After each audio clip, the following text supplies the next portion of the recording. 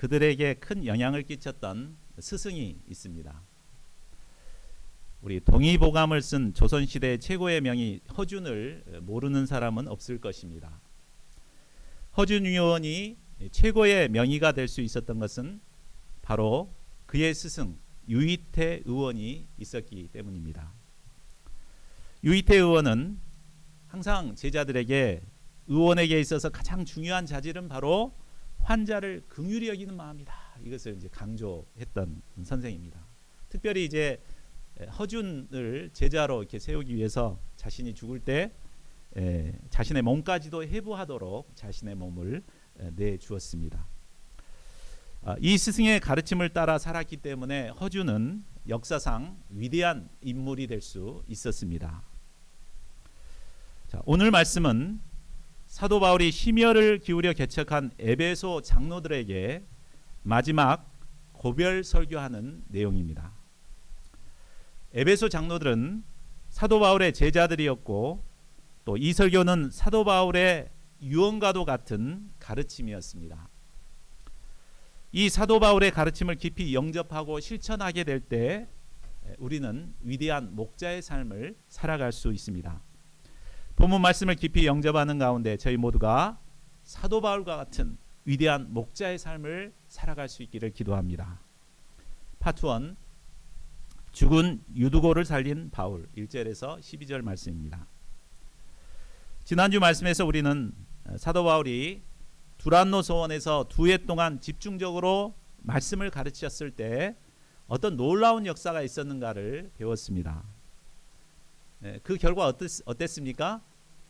아시아에 사는 모든 사람들이 하나님의 말씀을 듣는 역사가 있었습니다. 또한 바울의 손을 통해 놀라운 능력이 나타났습니다. 병자가 치료되고 귀신들이 쫓겨나갔습니다. 이로 말미암아 마술사들이 은 5만이나 되는 마술책을 불사르는 역사가 있었습니다. 또 그 영향력으로 아데미 우상을 만들어 먹고 사는 사람들이 데모를 일으킬 정도로 온 에베소가 막 들썩거릴 정도로 놀라운 역사가 일어났습니다. 자, 에베소 역사를 성공적으로 마친 바울은 이제 그들을 떠나게 됩니다. 자, 1절을 보십시오.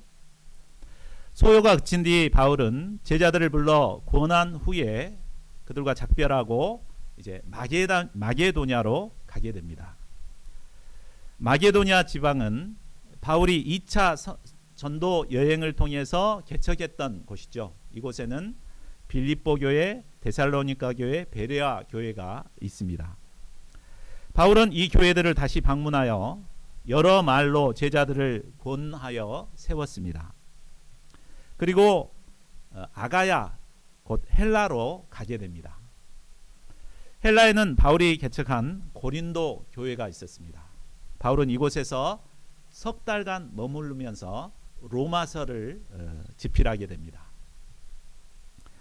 사도 바울의 다음 여정은 바로 배를 타고 그 아래로 곧바로 내려가서 예루살렘으로 가는 것이었습니다. 그런데 예기치 않은 일을 만나게 됩니다. 3절 하반절을 보십시오.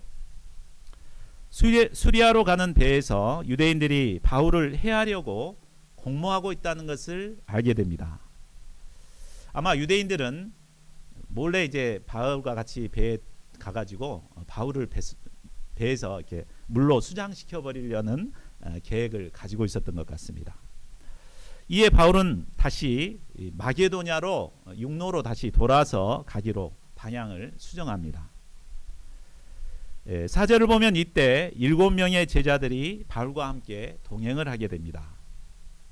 이들은 모두 1차, 2차, 3차 전도 여행을 통해서 각 지역에 세웠던 제자들입니다. 이들은 기근을 만난 예루살렘 교회를 돕기 위해서 각 교회 구제 헌금을 가지고 바울과 함께 동행하고 있습니다. 참 굉장히 아름다운 모습이죠.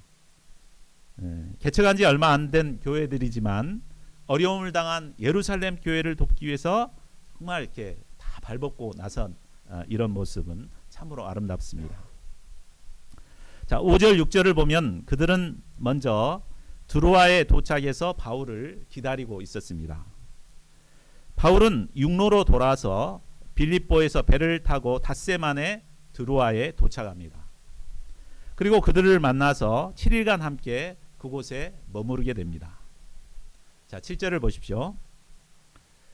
드로아에 있을 때 그 주간의 첫날이 되었습니다. 자, 여기서 그 주간의 첫날이면 무슨 요일이죠?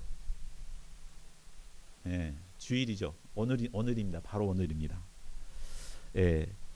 모든 신자들은 주일날 예수님이 부활하신 그날을 기념해서 일과를 마친 후에 함께 모여서 예배를 드리고 성만찬을 했습니다.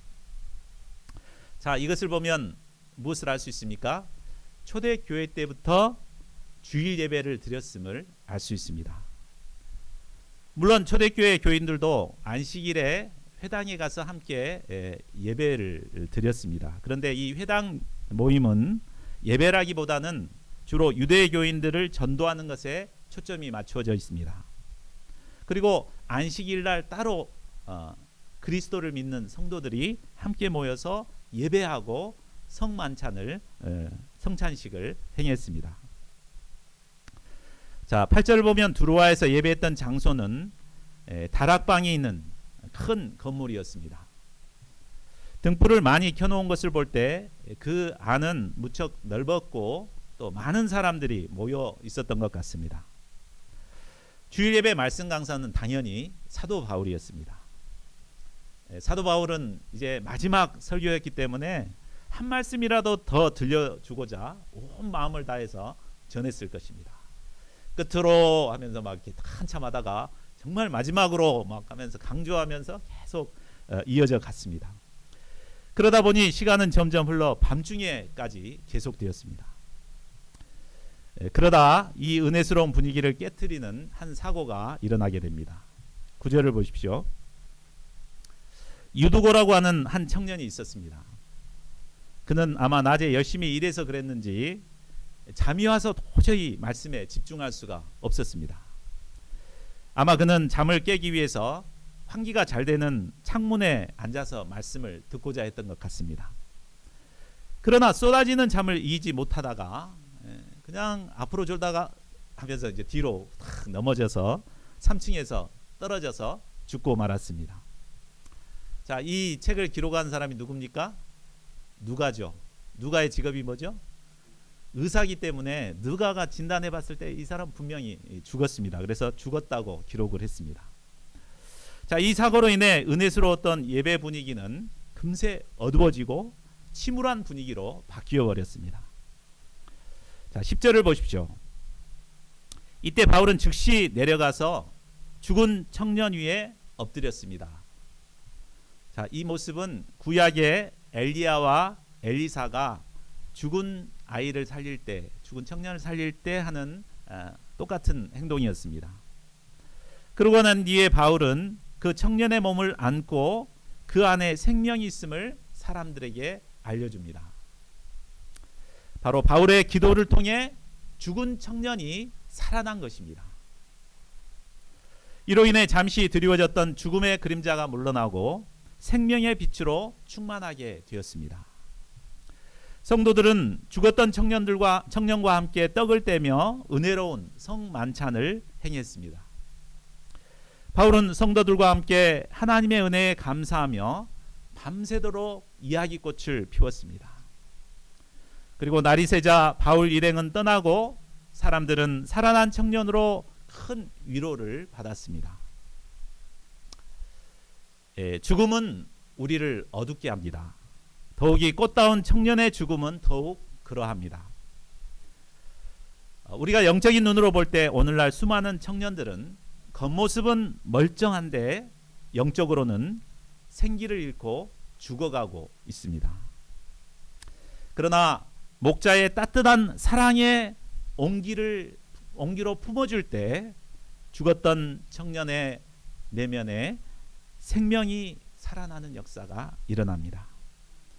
하나님께서 우리를 통해 죽은 청년들이 생명을 얻어 살아나게 하는 역사를 이루어 주시기를 간절히 기도합니다. 파트 2 밀레도의 고별 설교 13절에서 38절입니다. 드로아를 떠날 때 바울은 동역자들을 먼저 앗소까지 배로 보냅니다. 그런데 바울은 함께 가지 않고 혼자 걸어서 앗소까지 가고자 합니다. 바울이 드로아에서 동역자들과 밤새워 교제했기 때문에 그 몸이 몹시 피곤했을 것입니다. 그렇기 때문에 배를 타고 가면 얼마나 편하겠어요. 잠도 자고 쉴 수도 있고. 그런데 배를 타고 가지 않고 자기만 걸어가겠다고 했습니다. 왜 혼자 걸어가고자 했을까요? 아마 바울은 조용히 하나님과 함께하는 시간을 갖고자 했을지 모르겠습니다. 아니면 자신을 대적하는 그 유대인들이 있기 때문에, 자신이 표적이 되기 때문에 동역자들의 안전을 위해서 일부러 동역자들은 편하게 보내고 자신은 위험을 감수하고 피해서 걸어서 간 것 같습니다. 이처럼 바울은 참 자기의 목숨보다도 동역자들을 챙기고 양들을 챙겼습니다. 자, 14절을 보십시오. 앗소에서 일행들을 다시 만난 바울은 배로 미둘레네와 기오, 사모를 지나서 드디어 밀레도에 이르게 됩니다. 그런데 지도를 보면 바울은 자신이 3년 동안 심혈을 기울여 개척했던 예배소를 지나치고 있는 것을 볼 수 있습니다. 자, 그 이유가 무엇입니까? 16절을 보십시오. 그것은 오순절 절기에 맞춰서 예루살렘에 도착하기 위함이었습니다. 자, 지금 예루살렘 교회는 극심한 기근으로 고통 중에 있습니다. 만일 바울이 에베소에 들려가지고 그들과 시간을 보내고 있게 되면은 오순절 안에 예루살렘에 도착할 수가 없게 됩니다. 그러면 예루살렘 성도들은 먹을 것이 없어 배고프고 초라한 명절을 보낼 수밖에 없습니다.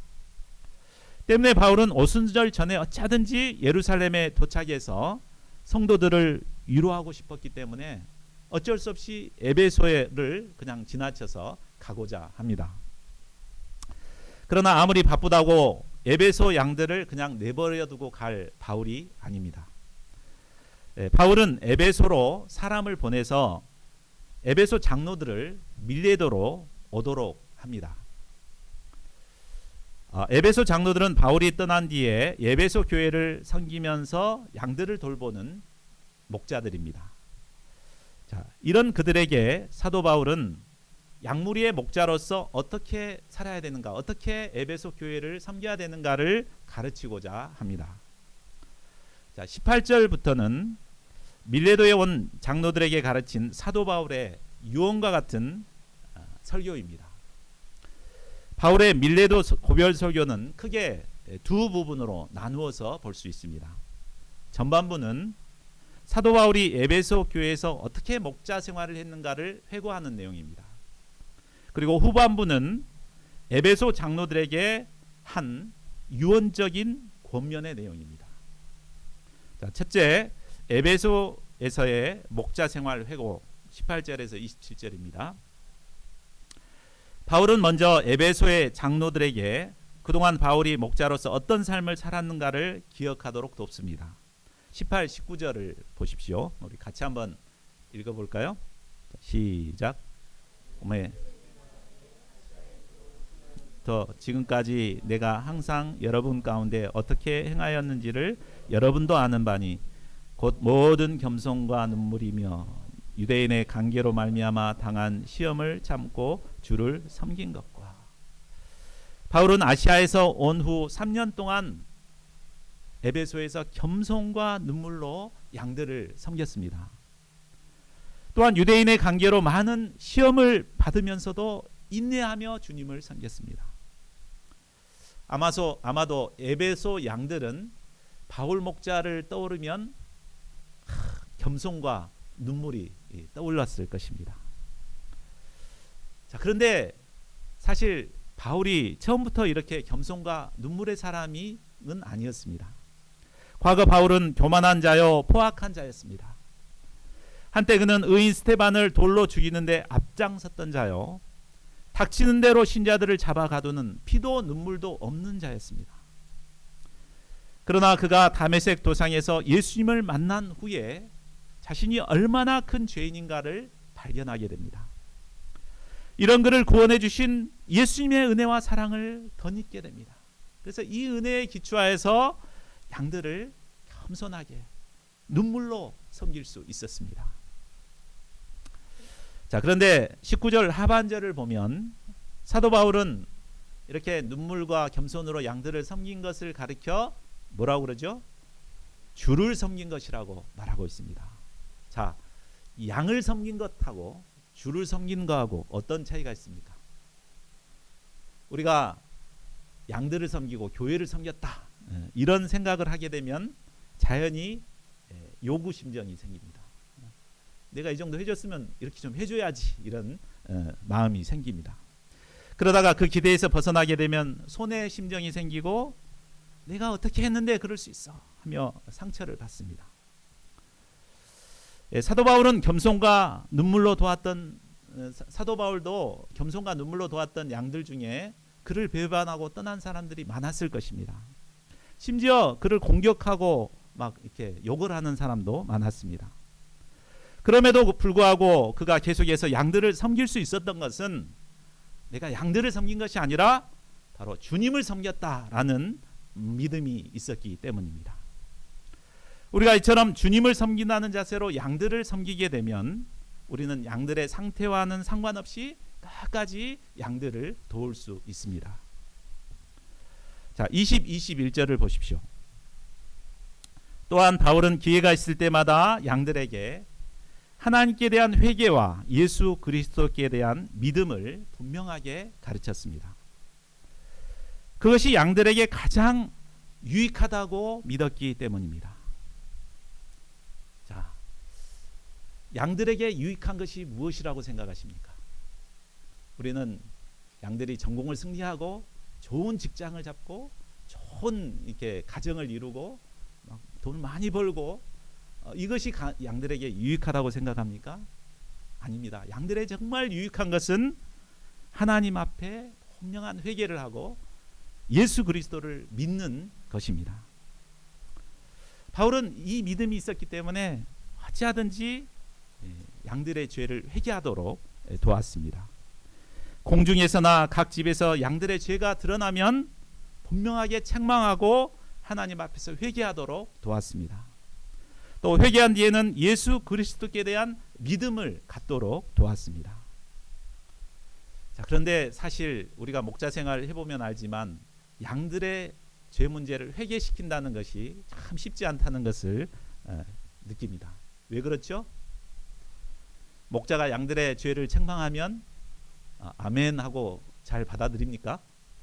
그러지 않죠. 이렇게 막 반발하고 화를 내고 막 이렇게 합니다. 그러다가 이제 심하면은 여기 아니면 교회가 없냐 하면서 이제 떠나버립니다. 그것을 잘 알기 때문에 목자는 양들의 문제가 눈에 보여도 이렇게 꼭 참고 말을 못합니다. 자, 그렇다고 양들의 문제가 보일 때마다 지적하고 책망하라는 말은 결코 아닙니다. 양들이 스스로 자신의 죄를 깨닫고 하나님 앞에 회개하도록 우리가 도와야 합니다. 그걸 위해서는 어떻게 해야 될까요? 기도해야죠. 내가 책망하기보다도 성령께서 그 마음 가운데 감동을 주셔서 깨닫게 해주시도록 우리가 기도해야 되겠습니다. 우리가 간절히 기도하면 내가 책망 않더라도 성령께서 깨닫게 해주십니다. 저는 지난 여름 수양회를 통해 많은 2세들이 회개하고 회개 소감을 발표하는 것을 통해 큰 은혜를 받았습니다. 저는 2세의 부모님들이 그동안 자녀들을 위해서 얼마나 마음고생했는가를 잘 알기 때문에 참 은혜가 되었습니다. 그죠? 자녀를 사랑하는 자녀가 죄악 가운데 있을 때 그 부모 마음이 어떻습니까? 말도 안 듣고 또 삐뚤어질까 싶어서 막 그렇게 말도 못하고 기도만 했는데 하나님께서 그들을 이렇게 깨닫게 해주셔서 회개케 해주셨을 때 참 얼마나 위로가 되었는지 모릅니다. 이처럼 우리가 양들의 문제를 부모의 마음으로 간절히 기도하고 또 말씀으로 돕게 될 때가 되면 그들은 하나님 앞에서 자신의 죄를 깨닫고 회개하게 될 것입니다. 또한 예수 그리스도께 대한 믿음을 갖게 될 것입니다. 우리 목자님들이 이런 믿음으로 맡겨주신 양들을 잘 도울 수 있기를 기도합니다. 22, 23절을 보십시오. 바울은 현재 성령에 매여 예루살렘으로 가고 있습니다. 바울은 예루살렘에 가면 구체적으로 무슨 일을 당할지 잘 몰랐습니다. 그러나 분명한 것은 큰 어려움이 그를 기다리고 있다는 것이었습니다. 성령께서 바울에게 예루살렘에 가게 되면 결박과 환란이 기다리고 있다는 것을 알려줬기 때문입니다. 자, 우리는 성령의 인도하심을 받아 살게 되면 아무런 어려움도 없고 축복만 있기를 기대합니다. 그러나 성령께서는 때로 우리를 바울처럼 고난과 어려움의 길로 인도하실 때가 있습니다. 예수님께서도 우리가 가는 길이 좁은 문이라고 했고 좁은 길이라고 했습니다. 좁고 협착하여 찾는 이가 적다고 했습니다. 왜 그렇습니까? 성령께서 인도하는 길은 고난과 역경이 있기 때문입니다. 자, 그런데 고난과 역경이 있다는 것을 모르고 가면 그래도 갈만하죠. 그런데 고난과 역경이 있다는 것을 뻔히 알고 간다는 것은 참 쉽지가 않습니다. 아마 이것을 아는 바울도 예루살렘으로 가기가 참 몹시 부담스러웠을 것입니다. 그러나 바울은 어떻게 이 고난의 길을 갈 수가 있었습니까? 24절을 같이 한번 읽어보겠습니다. 시작. 내가 달려갈 길과 주 예수께 받은 사명 곧 하나님의 은혜의 복음을 증언하는 일을 마치려 하면은 나의 생명조차 조금도 귀한 것으로 여기지 아니하노라. 바울은 예루살렘에 가면 결박을 당하고 환난을 받아 잘못하면 죽을지도 모른다는 것을 잘 알고 있었습니다. 그럼에도 그는 가는 것을 주저하지 않았습니다. 왜 그렇습니까? 그것이 바로 그가 생을 마치는 그날까지 감당해야 할 그의 사명이었기 때문입니다. 사도 바울의 사명은 하나님의 은혜의 복음을 증언하는 일이었습니다. 이 사명은 주 예수님께 받은 사명입니다. 그는 이 사명을 자신의 생명보다 더 귀히 여겼습니다. 비록 자신이 환난을 당해서 죽는 한이 있더라도 끝까지 이 하나님의 은혜의 복음을 증거하고자 했습니다. 자, 25절을 보십시오. 사도 바울은 이 사명감으로 에베소 교회에서 3년 동안 쉼없이 하나님의 나라를 전파했습니다. 그러나 이제 그는 떠나게 됩니다. 다시는 이 땅에서 그들의 얼굴을 볼 수가 없습니다. 사랑하는 양들과 헤어져 다시 만날 수 없다고 생각할 때 많은 아쉬움이 있을 것입니다.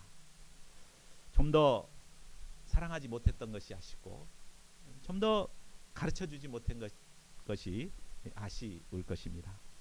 그러나 바울은 그동안 하나님의 뜻을 거리낌 없이 다 양들에게 전했습니다. 그렇기 때문에 자신도 떳떳하고 하나님 앞에서도 거리낌이 없었습니다. 훌훌 털어버리고 떠날 수 있었습니다.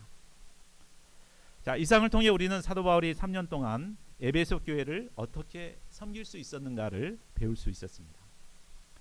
바울은 에베소 양들을 겸손과 눈물로 또 인내하며 양들을 섬겼습니다. 양들의 유익을 위해 그들이 하나님 앞에서 회개하고 그리스도의 복음을 영접하도록 때를 얻든지 못 얻든지 양들을 섬겼습니다. 자신은 환난을 받아 생명을 잃게 될지라도 하나님께서 맡겨주신 사명을 끝까지 감당했습니다. 사도 바울의 이 모습은 양들을 섬기는 모든 목자들이 본받아야 할 참 목자의 모습입니다. 저희 모두가 사도 바울과 같은 목자들을 본받아 살아갈 수 있기를 기도합니다. 둘째, 바울의 유언적인 권면 28절에서 35절입니다. 자, 사도 바울은 3년 동안 에베소 개척 역사를 섬기면서 참 목자의 모습을 보여주었습니다. 이제 바울은 에베소를 떠나게 되고 바울이 개척한 에베소 교회와 양들은 새로운 리더들이 섬겨야 합니다. 바로 에베소 장로들이 바울을 대신해서 섬겨야 합니다. 이제 바울은 자신의 뒤를 이어 양들을 섬겨야 할 장로들에게 유언하는 심정으로 세 가지를 당부합니다. 첫째는 자신과 온 양떼를 위해 삼가라는 것입니다. 사도 바울은 에베소를 떠나게 되면 이제는 다시는 그들을 만날 수 없습니다. 그런데 성령께서는 바울을 대신해서 에베소 교회 가운데 장로들을 택하여 감독자로 삼으셨습니다. 또한 하나님께서 자신의 피로 사신 교회를 보살피는 사명을 그들에게 주셨습니다. 자, 이런 그들이 첫 번째로 해야 될 일이 무엇입니까? 그것은 바로 자기 자신을 삼가는 것입니다. 여기서 삼가라는 말은 자기 자신이 죄에 넘어지지 않도록 자신을 잘 살피고 관리하라는 말입니다. 자신을 살피는 것은 곧 자기 자신을 위한 것이요 또 온 양떼를 위하는 것이라고 말씀합니다. 만일 하나님의 택함을 받은 지도자가 자신을 살피지 못하고 육신의 소욕대로 함부로 살게 되면 어떻게 됩니까? 그는 개인적으로는 하나님의 부르심을 외면한 심각한 죄를 범하게 됩니다. 그런데 그것으로 끝이 아닙니다. 그는 지도자이기 때문에 양들이 그것을 보게 되죠. 그래서 그로 인해서 많은 양들이 실족을 하게 됩니다. 그래서 결국에는 하나님의 피로 사신 교회를 무너뜨리는 아주 심각한 죄를 범하게 되는 것입니다. 자, 이를 볼 때 한 사람의 지도자가 죄를 범하는 것이 얼마나 심각한 문제가 되는가를 알 수 있습니다. 그러므로 성령을 통해 지도자로 세움을 받은 자들은 함부로 막 살아서는 안 됩니다. 바울 목자 없으니까 이제 내 마음대로 해도 되겠지 하고 해서는 안 됩니다. 참 자신을 위해서 또 온 양떼를 위해서 자신을 살피는 투쟁을 해야 됩니다. 이걸 구체적으로는 영적 기본 생활이죠. 늘 하나님의 말씀 앞에서 자신을 비춰보고 문제가 보이면 하나님 앞에 회개하고 이렇게 늘 자신을 삼가는 생활을 해야 합니다. 이런 영적인 투쟁을 통해 우리는 육신의 소욕을 이기고 하나님이 기뻐하시는 목자의 삶을 살아갈 수 있습니다. 둘째로 사나운 이리로부터 양들을 지키라는 것입니다. 교회가 세워지게 되면 반드시 교회를 무너뜨리려는 사탄이 역사하게 됩니다. 29, 30절을 보십시오. 사도 바울이 에베소 교회를 떠나게 되면 사나운 이리가 교회에 들어와 양들을 미혹할 것입니다. 심지어 장로들 중에도 제자들을 끌어내서 자기를 따르게 하려고 어그러진 말을 하는 사람들이 일어날 것입니다. 기독교 역사를 보면 수많은 이단들이 나타나 교회를 공격해 왔습니다. 오늘날도 신천지 이단이나 하나님교회 이단들이 교회를 공격해서 많은 양들을 데려가고 있습니다. 또한 교회 내에서도 직분을 가진 사람들이 어그러진 말로 사람들을 모으고 파벌을 조성하고 있습니다. 목자는 이런 이리로부터 양들을 보호하는 자들입니다. 그러므로 목자들은 영적으로 깨어 있어서 이런 대적들을 분별하여 물리쳐야 합니다. 이러므로 하나님께서 피로 사신 교회를 지켜야 합니다. 자, 셋째로 바울 목자를 롤 모델로 삼아 본받기를 힘써야 합니다. 바울은 계속해서 교회를 공격하는 이리들을 물리치기 위해서는 그들이 어떤 삶을 살아야 되는가 가르칩니다. 자, 다 같이 31절을 같이 읽어보겠습니다. 시작. 그러므로 여러분이 일깨어 내가 3년이나 밤낮 쉬지 않고 눈물로 각 사람을 훈계하던 것을 기억하라. 자, 여기서 일깨어라는 단어는 정신을 바짝 차리고 주의를 기울이라는 말입니다. 정신 차려야 됩니다. 정신 차리고 난 뒤에 무엇을 기억해야 됩니까? 바로 바울 목자님이 어떻게 섬기셨는가. 우리가 앞에서 살펴봤죠. 바울 목자님이 어떻게 섬기셨는가 그것을 기억하고 그 목자를 본받아서 살라는 말입니다. 참 우리가 목자가 돼가지고 내가 어떻게 해야 될지 선배들이 없잖아요. 우리는 개척기다 보니까 그러다 보면은 참 막연해질 때가 있습니다. 그때는 우리 좀 선배 목자들을 본받고 또 바울을 본받고 선한 목자 예수님을 본받고자 해야 합니다. 자, 바울은 3년 동안 밤낮 쉬지 않고 눈물로 각 사람을 훈계하며 섬겼습니다. 또한 33절에서 35절을 보면 금이나 의복을 탐하지 않았고 물질을 스스로 자립할 뿐만 아니라 심지어 동행들의 비용까지도 자신이 벌어서 충당을 했습니다. 철저히 주는 삶을 살았습니다. 참 자신이 벌어서 이렇게 생활하다 보니까 얼마나 참 바쁘겠습니까?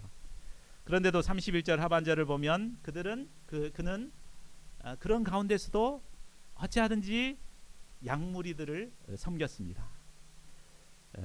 피곤하다고 대충 돕는 것이 아니라 밤낮 쉬지 않고 눈물을 흘리며 한 양 한 양 각 사람들을 도왔습니다.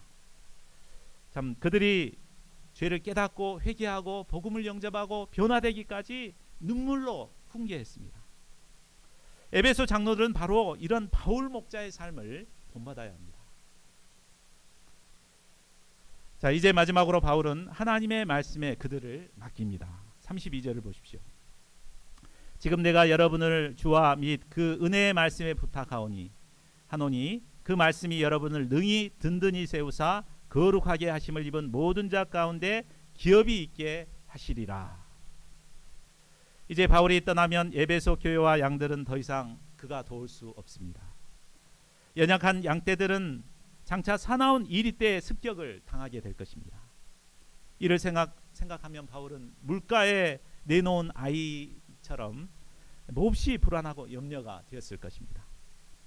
그러나 바울은 그들을 주님과 은혜의 말씀에 부탁합니다.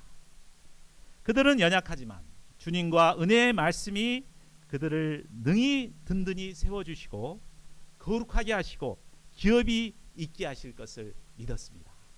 이 믿음으로 바울은 미련 없이 이제 그곳을 떠나게 됩니다. 36절을 보십시오. 마지막 고별 설교를 마친 바울은 그들과 함께 무릎을 꿇고 기도합니다. 그들은 다 크게 울며 다시 볼 수 없는 바울 목자님의 목을 안고 입을 맞춘 뒤에 배까지 전송합니다. 자, 말씀을 맺겠습니다. 이상을 통해 우리는 유언과도 같은 사도 바울의 밀레도 고별 설교를 배웠습니다. 사도 바울은 선한 목자 예수님처럼 3년 동안 에베소 양들을 겸손과 눈물로 섬겼습니다. 바울의 섬김을 통해 그들은 구원의 은혜를 누리게 되었고 영적인 지도자로 성장하게 되었습니다. 이제 바울은 그들을 떠나 예루살렘을 거쳐 로마로 가야 합니다. 이 세상에서 다시는 그들을 볼 수 없습니다. 바울은 성령을 통해 감독자로 세움을 받은 지도자들이 자신을 닮은 목자들이 되기를 원했습니다.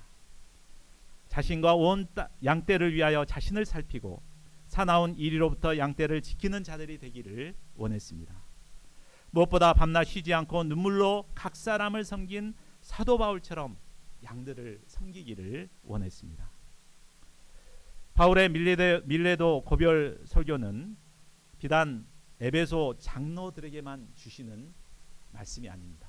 오늘날 나에게, 우리에게 주시는 말씀입니다. 선한 목자 예수님께서는 우리가 사도 바울을 닮은 목자들이 되기를 원하십니다.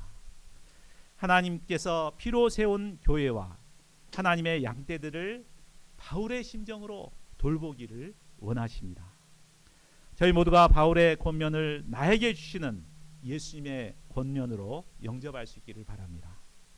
그리하여 이 시대에 방황하는 하나님의 어린 양무리들을 섬기는, 정말 겸손과 눈물로 섬기는 선한 목자들이 될 수 있기를 간절히 기도합니다. 요절 말씀을 읽고 우리 함께 기도하는 시간 갖겠습니다. 시작. 그러므로 여러분이 일깨어 내가 3년이나 밤낮 쉬지 않고 눈물로 각 사람을 훈계하던 것을 기억하라. 첫 번째로 우리가 하나님의 부르심과 사명을 받았으면서도 자신을 살피지 못하고 관리하지 못했던 것을 회개하는 시간이 됐으면 좋겠습니다. 두 번째로는 자신과 온 양떼를 위하여 자신을 살피는 영적 기본 생활에 승리하고자 결단했으면 좋겠습니다. 세 번째로 사도 바울을 본받아 양들을 겸손과 눈물로 섬기는 목자가 되고자 결단했으면 좋겠습니다. 이 시간 이 세 가지 기도 제목을 가지고 소리를 내서 기도하겠습니다. 기도하십시다. 하나님 아버지, 하나님께서 주여 죽음 가운데 구원하시고 하나님 양머리를 섬기는 목자로 삼아 주신 것을 감사합니다. 아버지 하나님, 하나님 주시는 같은 자는 자신을 살피고 관리하는 양들을 섬기는 마음이 깨닫습니다. 그러나 참 보지 못했던 죄악을 용서하여 주시고 모두가 이제 온 영혼을 위하여 자신을 위하여 자신을 살피고 목적지 근세를 승리하고자 결단하는 역사를 이루어 주시기를 기도합니다. 사도 바울을 본받아 양들을 겸손과 눈물로 섬기는 목자가 되고자 살아가는 저희들에게 도와주시옵소서.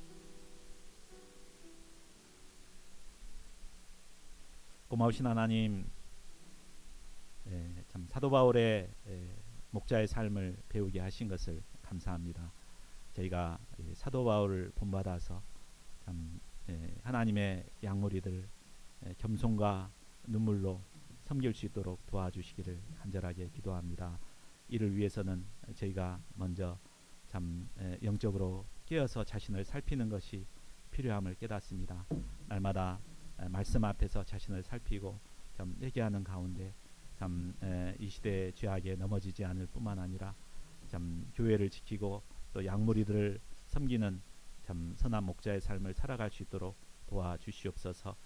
귀한 생명의 말씀 주신 것을 감사하고 모든 말씀을 주 예수 그리스도 이름으로 기도하였습니다.